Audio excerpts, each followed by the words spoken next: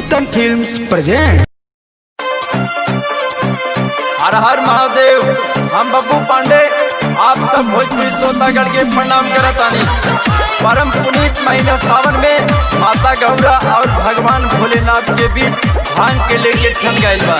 यही प्रसंग पर मनोरंजक गीत प्रस्तुत करत बानी। जी छोड़ी ना नशा-खोरी जी, कली भंगिया से तनी दूरी जी। जी छोड़ी ना नशा-खोरी जी, कली भंगिया से तनी दूरी जी।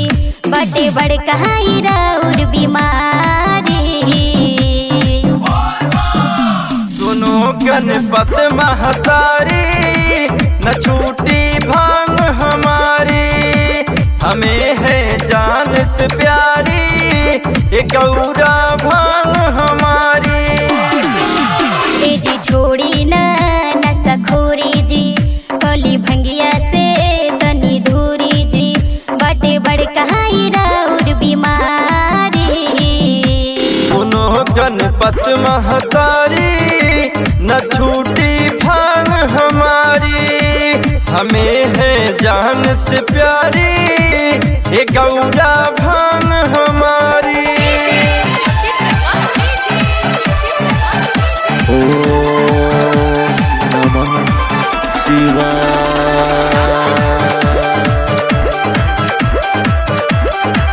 तनी तू भांग ले आई, नहीं हमसे भांग पिसाई। तनी बात के बूझा गौरा, के पीसे भांग भर दौरा। तनी तू भांग ले आई, नहीं हमसे भांग पिसाई।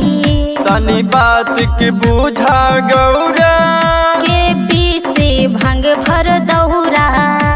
जी आदत के अपन सुधारी, सुधर जाई। सुनो गणपत महतारी, न छूटी भांग हमारी। हमें है जान से प्यारी ये गौरा भांग हमारी। बम बम बम भोले, जय जय जय भोले।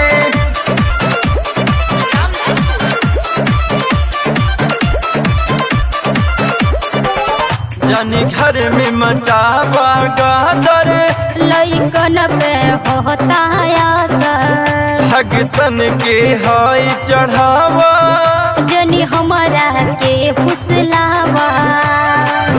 जानी घर में मचावा गादर, लइकन पे होता असर। भगतन के हाय चढ़ावा, जनी हमारा के फुसलावा।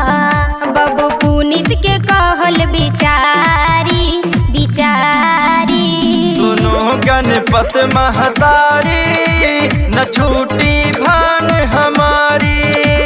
हमें है जान से प्यारी ये गौरा भांग हमारी। जी छोड़ी ना नशा-खोरी जी, कली भंगिया से तनी दूरी जी। बड़े बड़ कहाई राउर बीमारी, सुनो गणपत महतारी, न छूटी भांग हमारी। हमें है जान से प्यारी ये गौरा भांग